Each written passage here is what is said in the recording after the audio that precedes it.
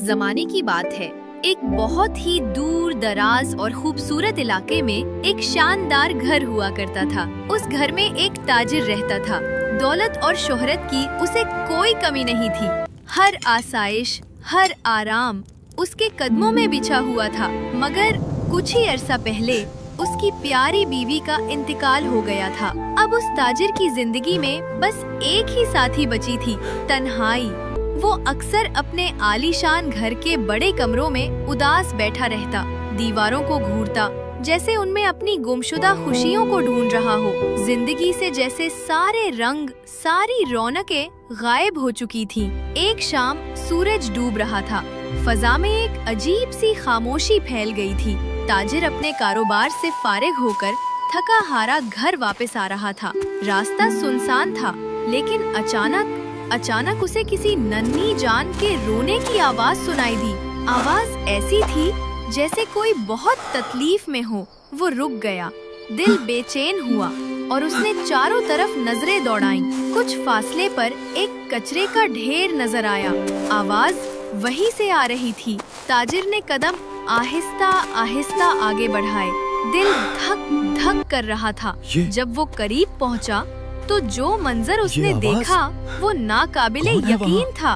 कचरे के बीच एक नन्ही सी बच्ची रो रही थी, छोटी, नाजुक और हद से ज्यादा खूबसूरत। ऐसा लगा जैसे आसमान से कोई परी जमीन पर आ गिरी हो। उसका रोना, उसकी मासूमियत ताजिर के दिल में उतर गई। उसका दिल तड़प उठा और आंखों में नमी तैरने लगी। वो एक लम्हा भी न रुका, फौरन आगे बढ़ा, बच्ची को उठाया और अपने सीने से लगाकर घर ले आया। बच्ची अभी भी रोए जा रही थी। ताजिर ने नरमी और शफकत से कहा, अरे मेरा बच्चा, तुम्हें भूख लगी है ना? मैं अभी तुम्हारे लिए दूध लाता हूँ। वो जल्दी से किचन में गया, एक साफ सुथरा प्याला लिया, उसमें गर्म दूध डाला और साथ में एक छोटा चम्मच लेकर वापस आया। जैसे ही उसने दूध का पहला चम्मच उस नन्ही बच्ची के मुंह में डाला, एकदम से बच्ची की चीखें बंद हो गईं और उसने इंतहाई मौसूमियत से मुस्कुराना शुरू कर दिया। उस एक मुस्कुराहट ने ताजिर की रुकी हुई जिंदगी में जैसे नई रूह फूंक दी। ताजिर की अपनी कोई औलाद नहीं थी, लिहाजा उसने उसे अपनी बेटी बना लिया। अब उसकी बैरिंग जिंदगी में रंगों की बहार आ गई थी। वो उसका ख्याल रखता, उसके नाज नखरे उठाता और उसके लिए हर चीज फराहम करता। उस बच्ची की आमद से ताजिर की जिंदगी में हकीकी खुशियाँ लूट आई थी और इसीलिए ताजिर ने उसका नाम खुशी रख दिया। वो अपनी बेटी से बेहद प्यार करता था। वक्त गुजरता गया और ताजिर ने महसूस किया कि उसे एक माँ की जरूरत है जो दिन रात खुशी का ख्याल रखे। कारोबार की मसरूफियत भी बढ़ती जा रही थी और ताजिर को फिक्र थी कि वो अपनी बेटी को वक्त नहीं दे पाता। चुनांचे उसने ये सोचकर दूसरी शादी करने का फैसला किया। उसकी दूसरी बीवी का नाम साइमा था और उसकी भी पहली शादी से एक बेटी थी जिसका नाम मलाइका था। ताजिर ने सुकून का सांस लिया कि अब उसकी बेटी का ख्याल रखने वाली मिल गई है और वो बेफिक्र होकर अपने काम पर जाने लगा। मगर अफसोस, साइमा का दिल पत्थर का था।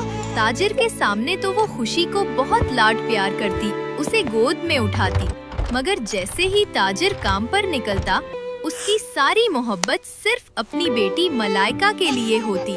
वो खुशी को बिल्कुल भी तवज्जो न देती थी। वक्त गुजरता गया और जल्द ही दोनों बच्चियां जवान हो गईं। खुशी इंतहाई प्यारी, मासूम और नाजुक थी। उसके इसी हुस्न और नरम दिली की वजह से उसकी सौतेली माँ और बहन उससे शदीद हसद करने लगीं।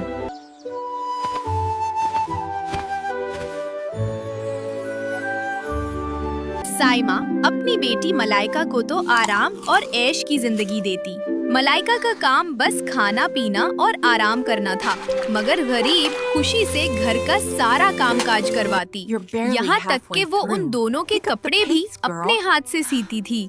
साइमा और मलाइका हर तरह से खुशी को तकलीफ पहुँचाती और उस पर जुल्म करती। जब खुशी किचन में काम करती तो खिड़की से एक बिल्ली अंदर आती।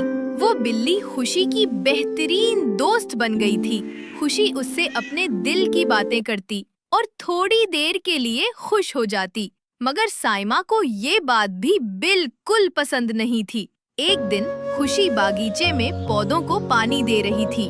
साइमा ने उसे प्यार से बुलाया और मीठी आवाज में कहा, मैंने आज तुम्हारे लिए बहुत अच्छा खाना बनाया है, आओ आकर खा लो। खुशी हैरान थी। ये जिंदगी में पहला मौका था जब उसकी माँ ने इतनी नरमी से बात की थी। खुशी फौरन जाकर मेज पर बैठी और खुशी खुशी खाना खाने लगी। जब वो खाना खा रही थी तो मलाइका ने शैतानी मुस्कुराहट के साथ कहा, कितनी लजीज लग रही है तुम्हें तुम्हारी बिल्ली। ये खुशी के हाथ से चम्मच छूट गया और उसे फौरन के आने लगी। क्या कहा तुमने? तुमने एक मासूम जानवर को पका दिया। वो जमीन पर बैठकर बेतहाशा रोने लगी। उसे यकीन नहीं आ रहा था कि वो इतने जालिम हो सकते हैं। सारी रात वो बलकती रही और सो नहीं सकी। कैसे हो सकते हैं? अगली सुबह सौतेली माँ ने उसे फिर हुक्म दिया, अरे जाओ, हमेशा घर में पड़ी रहती हो। जाकर गाय के लिए घास काट कर लाओ। खुशी ने अपना टोकरा कंधे से लटकाया और दिल में दर्द लिए खेतों की तरफ चल दी। सारा दिन उसने घास काटी और शाम हो गई।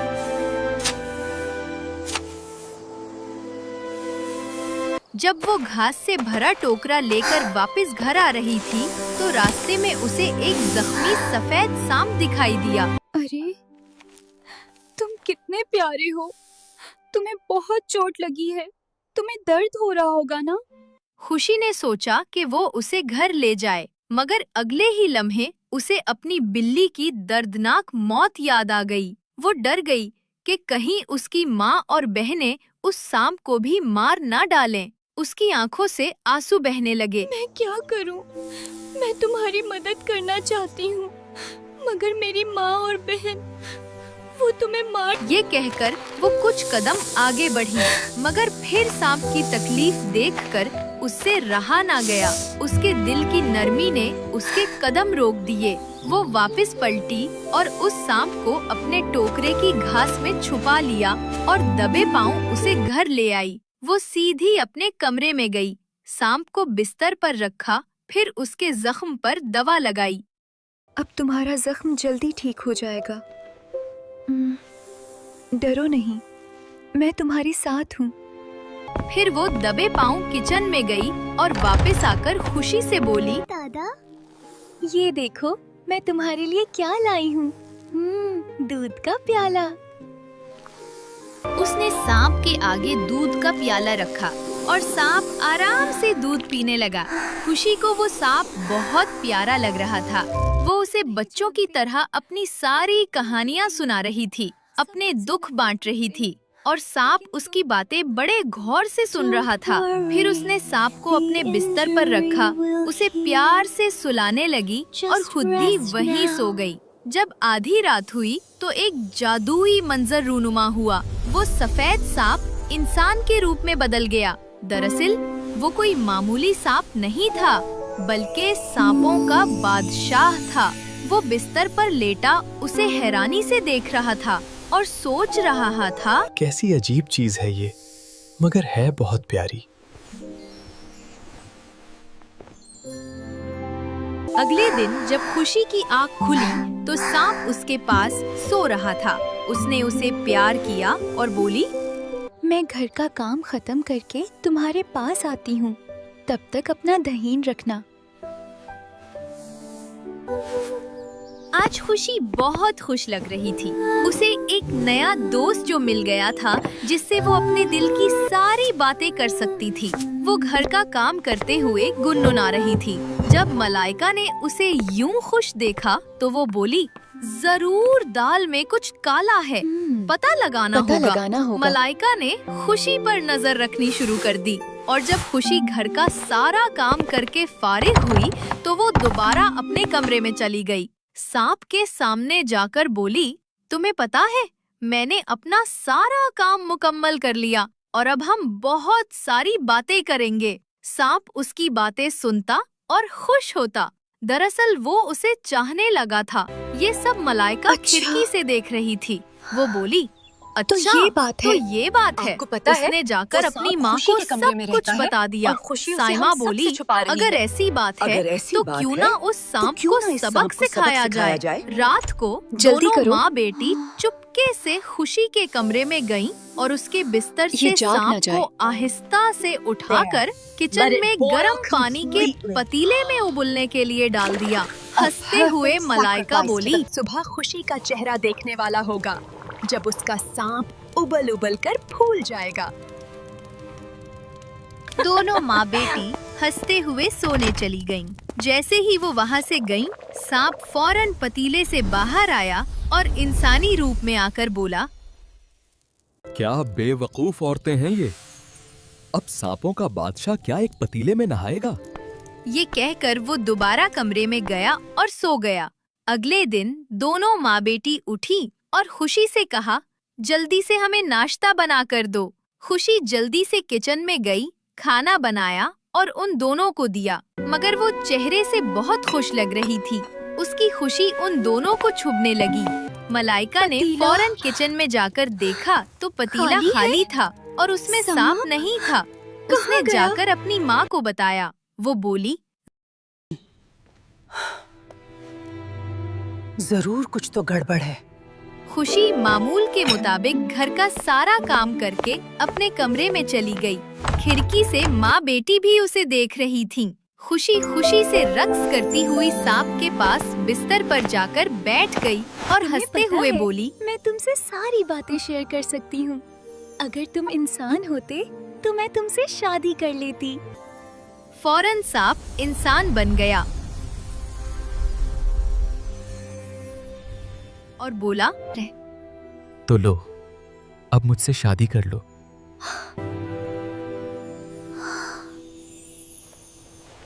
तुम एक इंसान कैसे बन गए?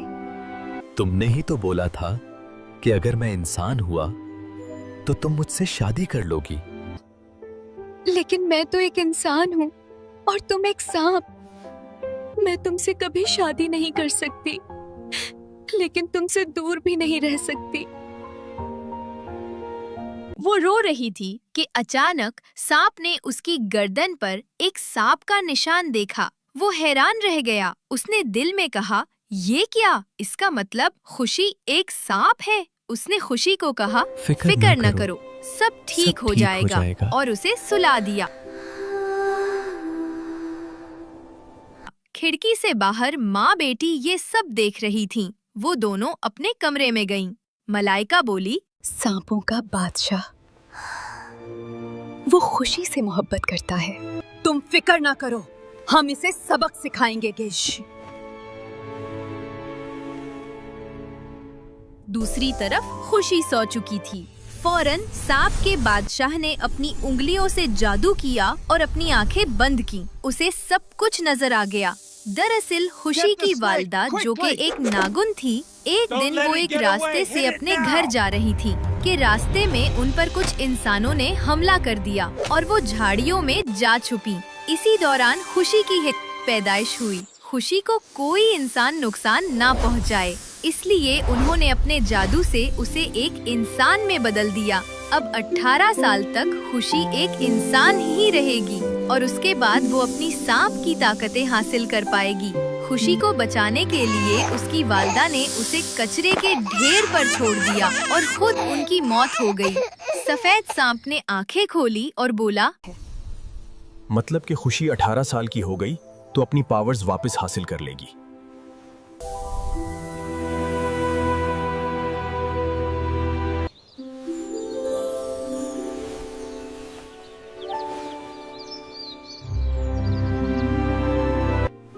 देखो, तुम मुझे ऐसे ना देखो।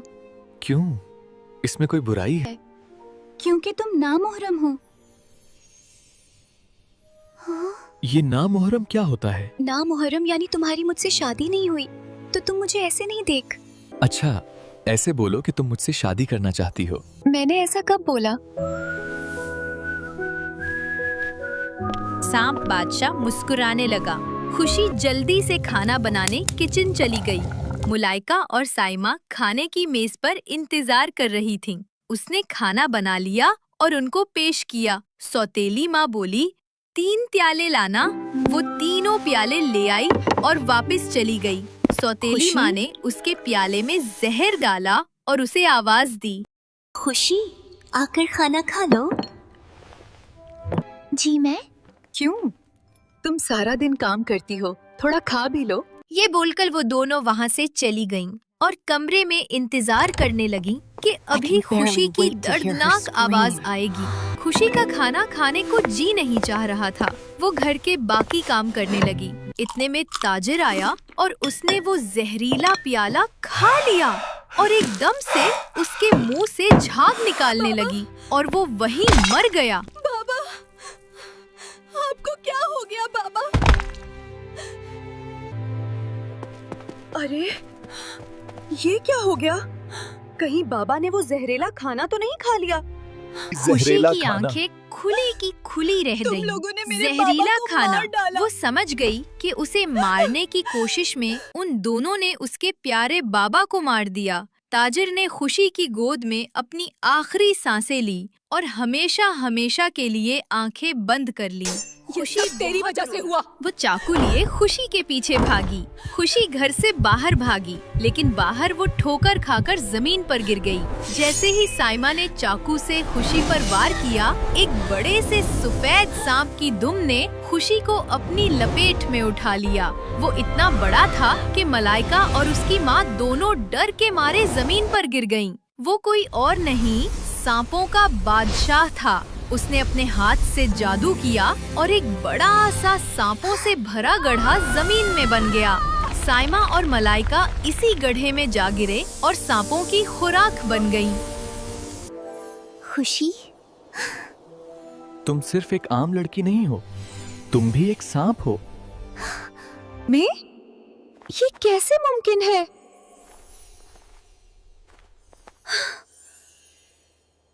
तुम्हें यकीन नहीं आता तो अपनी गर्दन देखो। वहां एक सुनहरी सांप का निशान है जो तुम्हारी असली पहचान है। तुम 18 साल की हो गई हो। यानी तुम अब एक हकीकी नागन कहला सकती हो। फिर वो खुशी को अपने साथ सांपों की बादशाहत में ले गया, जहां उन दोनों की शानदार शादी हुई और वो हमेशा सांप राजा और सांप रानी बनकर खुशी खुशी रहने लगे।